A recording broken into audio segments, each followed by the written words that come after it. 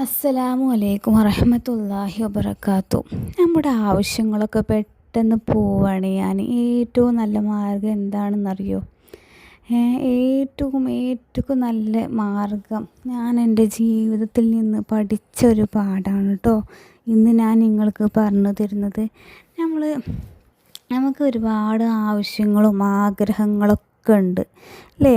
അതൊക്കെ നമ്മൾ മറ്റൊരാളോട് പറഞ്ഞാൽ അത് ശരിയാവുമോ? ഇല്ല. നമ്മളിപ്പോൾ നമ്മളെ ഫ്രണ്ട്സുകളോട് നമ്മുടെ ആവശ്യങ്ങൾ പറയാണ്. ആ ഫ്രണ്ട്സ് നമുക്കത് സാധിപ്പിച്ച് തരാൻ കഴിയുമോ? കാരണം നമുക്ക് കുമിഞ്ഞു കൂടിയ പോലെ എത്ര ആവശ്യങ്ങളാണ്, ആഗ്രഹങ്ങളാണ് അല്ലേ? ഞാനൊക്കെ വിചാരിച്ചിന് കേട്ടോ, എൻ്റെ ലൈഫിലത്തെ ഒരു കാര്യം പറയുകയാണെങ്കിൽ, ഈ ഉമ്മാക്കൊക്കെ എന്ത് ആഗ്രഹങ്ങളാണ്, ഈ ഉമ്മ എന്തൊക്കെയാണ് ഇങ്ങനെ ചിന്തിക്കുന്നത്, അങ്ങനെയൊക്കെ ഞാൻ ആലോചിച്ചിനി. പക്ഷെ ഞാൻ ആ ലൈഫിലേക്ക് എത്തിയപ്പോഴാണ് എനിക്ക് മനസ്സിലായത് ജീവിതം എന്താണെന്ന്.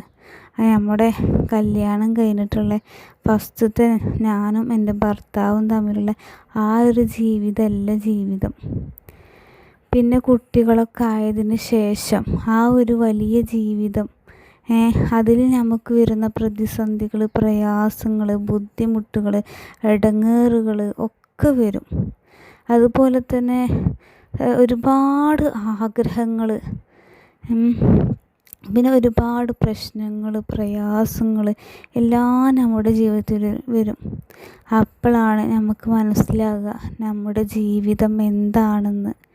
ജീവിതത്തിൻ്റെ യാഥാർത്ഥ്യം മനസ്സിലാകുന്നത് ഞാൻ മനസ്സിലാക്കിയത് വിവാഹശേഷമാണ്. മറ്റേത് നമ്മൾ രാവിലെ സ്കൂൾക്ക് പോകണം, സ്കൂളിൽ നിന്ന് വരുന്നത്, പിന്നെ ഉമ്മ ചായ ചോറ്, ഉമ്മ സ്കൂൾക്ക് ചോറാക്കിയില്ലേ, അങ്ങനെയൊക്കെ, അതാണ് ലൈഫ്. അന്നോടത്ത് നമ്മളൊരു വിവാഹശേഷം ആ വീട്ടിലെല്ലാ കാര്യങ്ങളും നമ്മൾ നോക്കണം അല്ലേ? നമ്മളപ്പോൾ ഒരു ഉമ്മാൻ്റെ സ്ഥാനം ഏറ്റെടുക്കണം. എന്നിട്ട് അവിടുന്ന് നമ്മൾ ചിന്തിക്കും, റബ്ബേ, ഞാൻ എൻ്റെ ഉമ്മാനെ അന്ന് ഞാൻ സഹായിച്ചില്ലല്ലോ. അങ്ങനെയൊക്കെ ഒരുപാട് വേവലാതികൾ. അങ്ങനെ പിന്നെ നമ്മളെ കാര്യം അപ്പോൾ നമ്മൾ ഉമ്മാനോട് പറയും. ഒരുപാട് പേര് ഞാനടക്കമുള്ള ഒരുപാട് പേരെന്താവും, മറച്ചു വെക്കും. നമ്മുടെ എന്ത് പ്രയാസം ഉണ്ടെങ്കിലും, എന്ത് ബുദ്ധിമുട്ടുണ്ടെങ്കിലും, എന്ത് ഇടങ്ങേറുണ്ടെങ്കിലും നമ്മൾ കുറേയൊക്കെ മറച്ചു വെക്കും, മറ്റുള്ളവരെ അറിയിക്കൂല അല്ലേ? അത് നമുക്ക് പറയാൻ പറ്റാത്തൊരു പ്രശ്നം, പ്രയാസമായിട്ട് മാറി അവിടെ. പിന്നെ നമ്മളിങ്ങനെ ഓരോ കാര്യങ്ങളും ഇങ്ങനെ ആലോചിക്കുമ്പോൾ ടെൻഷനൊക്കെ ജീവിതത്തിൽ എന്താണെന്ന് കൂടുതൽ അറിയണത് നമ്മളിപ്പോഴാണ്. അന്ന് നമുക്ക് ടെൻഷനുണ്ടാവും നമ്മൾ സ്കൂളിലേക്ക് പോയിന കാലത്തൊക്കെ. അപ്പോൾ എന്തായിരുന്നു അന്നത്തെ ടെൻഷന്? പഠിച്ചിട്ടില്ലെങ്കിൽ അങ്ങനെയൊക്കെ. ആ ഒരു ലൈഫിൽ നിന്ന് മാറി ഈ ഒരു ലൈഫിലേക്ക് വരുമ്പോഴല്ലോ റബ്ബേ, നമ്മളൊരു വലിയൊരാളായി മാറി. പക്ഷെ നമ്മൾ എവിടെ പോയാലും നമ്മുടെ കൂടെ ആരുണ്ട് അറിയോ? പഠിച്ച റബ്ബുണ്ട്, അള്ളാഹു കാണും. നമ്മൾ എന്ത് ചോദിച്ചാലും അള്ളാഹു തരും. അതെങ്ങനെയെന്ന് അറിയണ്ടേ? അതാണ് കേട്ടോ ഇന്നത്തെ വീഡിയോയിൽ ഞാൻ നിങ്ങൾക്ക് പറഞ്ഞു തരുന്നത്. നമ്മൾ വീട്ടിൽ നിന്നൊക്കെ നമ്മൾ ഹസ്ബൻഡ് വീട്ടിലേക്ക് പോകുമ്പോൾ നമുക്ക് ഒരുപാട് സങ്കടം ഉണ്ടാവും, കരച്ചിൽ വരും. പക്ഷെ നമ്മൾ പുറത്തേക്ക് കാണിച്ചാതെ നമ്മൾ നിൽക്കുക. അങ്ങനെ ഒരുപാട് കാര്യങ്ങളുണ്ട് കേട്ടോ. ഞാൻ അധികം നീട്ടി പറഞ്ഞില്ല. ചുരുക്കത്തിൽ പറയുകയാണെന്നുണ്ടെങ്കിൽ, നമ്മൾ എവിടെ പോയാലും എങ്ങനെ പോയാലും നമുക്ക് നമ്മുടെ ആവശ്യങ്ങളും ആഗ്രഹങ്ങളും പറയാൻ ഏറ്റവും നല്ലത് നമ്മുടെ റബ്ബ് തന്നെയാണ്. റബ്ബിനോട് നമ്മൾ എന്ത് ആവശ്യമാണെങ്കിലും യാ റബ്ബി യാ റബ്ബി യാ റബ്ബി, എൻ്റെ രക്ഷിതാവേ എന്നാണ് ഇതിൻ്റെ അർത്ഥം. എന്ന അള്ളാഹുവിൻ്റെ ഈ നാമം ചൊല്ലിയിട്ട് യാ റബ്ബ് യാ റബ്ബ് യാ റബ്ബുന യാ റബ്ബുന, ഞങ്ങളുടെ തമ്പുരാനെ, ഞങ്ങളുടെ രക്ഷിതാവേ എന്ന ഈ ഇസ്മ ചൊല്ലിയിട്ട് യാ റബ്ബ് യാ റബ്ബ് യാ റബ്ബ് യാ റബ്ബ്, നമുക്ക് എത്രയാണോ പറയാൻ കഴിയുന്നത് അല്ലാഹ് അല്ലാഹ് അല്ലാഹ് എൻ്റെ പ്രയാസങ്ങളെ നീ അകറ്റണം, എൻ്റെ ആഗ്രഹങ്ങളെ നീ സാധിപ്പിച്ച് തരണേ. അങ്ങനെ നമ്മളിങ്ങനെ പറഞ്ഞുകൊണ്ടിരിക്കുക.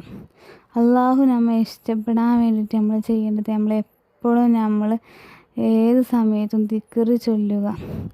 ലാ ഇലാഹ ഇല്ലല്ലാഹ്, അള്ളാഹു അല്ലാതെ ആരാധനക്ക് മറ്റൊരു ഇലാഹില്ല എന്നാണ് ഇതിൻ്റെ അർത്ഥം.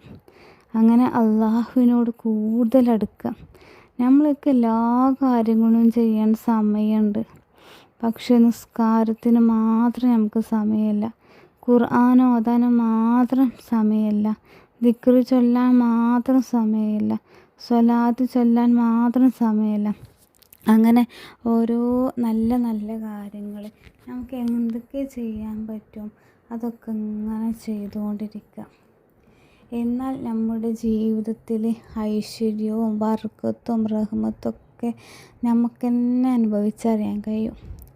നമ്മൾ അള്ളാഹുവിനോട് കൂടുതൽ അടുക്കുക. ഞാൻ ഇങ്ങനെ വിചാരിക്കും കേട്ടോ, നമ്മൾ സ്കൂൾ കാലഘട്ടം ആ ഒരു ലൈഫ്, നമ്മൾ വീട്ടിലായിരുന്ന ലൈഫ് ഇങ്ങനെ ആലോചിച്ച് നോക്കുമ്പോൾ ഞാനൊന്നും ഇത്ര തന്നെ അള്ളാഹിനോട് അത്ര അടുത്തിരുന്നില്ല. പക്ഷേ ഈ ഒരു ലൈഫിക്ക് വന്നപ്പോൾ അല്ലല്ലാതെ നമുക്ക് വേറെ ആരുമില്ല എന്നുള്ള ഒരു യാഥാർത്ഥ്യം ഉണ്ടല്ലോ, അത് നമുക്ക് മനസ്സിലാവും. ഇങ്ങനെ മനസ്സിലായവരൊക്കെ ഉണ്ടെങ്കിൽ ഒന്ന് കമൻ്റായിട്ട് അറിയിക്കും. അങ്ങനെ അതാണ് ജീവിതം. അപ്പോൾ അള്ളാഹുവിനോട് കൂടുതൽ അടുക്കുക. അള്ളാഹുവിനോട് നമ്മുടെ കാര്യങ്ങൾ ഇങ്ങനെ എപ്പോഴും ഇങ്ങനെ പറഞ്ഞ് ഒരു ഫ്രണ്ട്സ് പോലെ പറഞ്ഞു നോക്കി നമ്മുടെ ആവശ്യങ്ങളും ആഗ്രഹങ്ങളൊക്കെ പെട്ടെന്ന് പോവാണ്. ഇതിലും വലിയ മാർഗ്ഗമില്ല. ദിക്റുകളൊക്കെ ധാരാളമായിട്ട് ചൊല്ലുക. അതുപോലെ തന്നെ എൻ്റെ ജീവിതത്തിൽ ഞാൻ അനുഭവിച്ച എൻ്റെ അനുഭവ വെളിച്ചത്തിൽ, അതുപോലെ എൻ്റെ നടക്കാത്ത ആഗ്രഹങ്ങൾ, അങ്ങനെ ഒരുപാട് കാര്യങ്ങൾ നടന്ന് കുറേ ദിക്റുകളും ദുആകളൊക്കെ ഉണ്ട്. കാരണം ഓരോ സന്ദർഭത്തിലും ഓരോ ആഗ്രഹങ്ങളാണ് നമുക്ക് വരിക. അതുപോലെ തന്നെ പ്രയാസങ്ങളാണെങ്കിൽ അങ്ങനെ തന്നെ, ബുദ്ധിമുട്ടാണെങ്കിൽ അങ്ങനെ തന്നെ, ഇടങ്ങേറാണെങ്കിലും അങ്ങനെ തന്നെ. അങ്ങനെ ഓരോ ഘട്ടത്തിലും സ്റ്റെപ്പായിട്ട് നമ്മുടെ ജീവിതത്തിലെല്ലാം വരുന്നുണ്ട്. പക്ഷെ ഞാൻ പറഞ്ഞല്ലോ, നമ്മളെ കല്യാണ ശേഷം നമ്മളെ വീട്ടിൽ ഞാൻ അങ്ങനെ അറിയിക്കലില്ല കേട്ടോ. നിങ്ങളെങ്ങനെ എനിക്കറിയില്ല, നിങ്ങൾ കമൻ്റ് അറിയിക്കുക. അപ്പോൾ നമ്മൾ അള്ളാഹിനോട് പറയും അല്ലേ, അങ്ങനെയാണ്. അള്ളാഹിനോട് പറഞ്ഞുകൊണ്ട് അള്ളാഹു നമുക്ക് സാധിപ്പിച്ചു തരും. നീ എന്ത് ചോദിച്ചാലും അള്ളാഹു തരും. അള്ളാഹുവിന് വേണ്ടി നിസ്കരിക്കുക. അള്ളാഹുവിനോട് വേണ്ടി എനിക്ക് എന്ത് സങ്കടം വന്നാലും 2 റക്അത്ത് സുന്നത്ത് നിസ്കരിച്ചു. ഈ നിസ്കാരം എന്ന് പറയുന്നത് അള്ളാഹുമായിട്ടുള്ള സംഭാഷണമാണ്. ഞാൻ അള്ളാഹുവിനെ കാണുന്നില്ലെങ്കിലും അള്ളാഹു നമ്മെ കാണുന്നുണ്ട്. നമ്മൾ ഫോണിലൊക്കെ വീഡിയോ കോൾ വിളിച്ചറിയില്ലേ, അതേപോലെ വീഡിയോ കോൾ നമ്മൾ ഓഫാക്കിയാൽ എങ്ങനെ ഉണ്ടാവും? പക്ഷേ അള്ളാഹു അത് എപ്പോഴും ഓണാക്കിയിട്ടേക്കാരം. അള്ളാഹു എപ്പോഴും കാണുന്നവനാണ്, കേൾക്കുന്നവനാണ്. അള്ളാഹുവിന് എത്ര ഗുണങ്ങളുണ്ട്, എത്ര മഹത്വങ്ങളുണ്ട്. അള്ളാഹുവിനോട് നമ്മുടെ എല്ലാ കാര്യങ്ങളും പറഞ്ഞാൽ എല്ലാതും നടക്കും. അപ്പോൾ ഇങ്ങനെയൊക്കെ നമ്മുടെ ജീവിതം എപ്പോഴും നമ്മൾ എല്ലാ കാര്യങ്ങളും അള്ളാഹുവിനോട് മാത്രം പറയുക. അതുപോലെ തന്നെ തൗബ ചെയ്യുക. നമ്മൾ എന്തെങ്കിലുമൊക്കെ തെറ്റ് ചെയ്തിട്ടുണ്ടെങ്കിൽ അങ്ങനെ തൗബ ചെയ്യുക. അപ്പോൾ ഞാൻ പറഞ്ഞല്ലോ, ഞാനിതിന് മുമ്പ് സോഷ്യൽ മീഡിയയുടെ അഡിക്റ്റ് ആയിരിക്കുന്നു. അൽഹംദുലില്ലാഹ് കുറേ അതിൽ നിന്ന് മാറ്റം വന്നിട്ടുണ്ട്. സീരിയൽ നിർത്തി, സിനിമ നിർത്തി, അതിന്നൊക്കെ മാറ്റം വന്ന് അള്ളാഹുവിലേക്ക് അടുത്തപ്പോഴാണ് അള്ളാഹുവിൻ്റെ സ്നേഹം, അള്ളാഹു എത്രത്തോളം നമ്മെ സ്നേഹിക്കുന്നു എന്ന് മനസ്സിലായത്. അതുപോലെ തന്നെ ഇപ്പോൾ ഒരു ഉദാഹരണം പറയട്ടെ, നമ്മൾ ആരോടെങ്കിലും എന്തെങ്കിലും തെറ്റ് ചെയ്താൽ നമ്മൾ സോറി, ഇനി നമ്മൾ തെറ്റ് ചെയ്യൂല അങ്ങനെയൊക്കെ പറയും. പക്ഷെ അള്ളാഹിനോട് നമ്മൾ എത്ര തെറ്റ് ചെയ്യുന്നുണ്ട് അല്ലേ? അള്ളാഹു പൊറുക്കുന്നവനാണ്, കാരുണ്യവാനാണ്. എപ്പോഴും അസ്തഗ്ഫിറുല്ലാഹൽ അലീം, പുറത്തു തരുന്നവനെ. അങ്ങനെ അള്ളാഹുവിനോട് എപ്പോഴും മാപ്പ് ചോദിക്കുക. അള്ളാഹു കാരുണ്യവാനാണ്, റഹ്മാനും റഹീമും രാജാതിരാജനായ മലിക്കുൽ ജബ്ബാറായ അള്ളാഹുവാണ്. അള്ളാഹുവിനോട് നമ്മുടെ കാര്യങ്ങളൊക്കെ സമർപ്പിക്കുക. ഇങ്ങനെയൊക്കെ ചെയ്ത് നോക്കി. നമ്മൾ എന്ത് കാര്യം ചെയ്യുമ്പോഴും നല്ല നിയ്യത്തായി ചോദിച്ചു നോക്കി. നിയ്യത്തുണ്ടോ അവിടെ വിജയമുണ്ട് എന്നാണ്. അങ്ങനെ എല്ലാ കാര്യത്തിലും നമ്മൾ നന്മ പുലർത്തുക. തിന്മ നമുക്ക് ചിലർക്ക് എന്താ അറിയോ, അത് തിന്മയാണെന്നൊക്കെ അറിയാം, പക്ഷെ പിന്നെ അതൊക്കെ ചെയ്യും. അങ്ങനെ ചെയ്യാതെ ഞാൻ ഇനി അതൊക്കെ പോകില്ല എന്ന് ഉറച്ച് വിശ്വസിക്കുക. നന്മ മാത്രം ചെയ്യുക. അപ്പോൾ ഞാൻ പറഞ്ഞ ഈ ഇസ്മ ചൊല്ലിയിട്ട് നമ്മൾ എന്ത് ചോദിച്ചാലും, ഏതാണ് ഇസ്മ?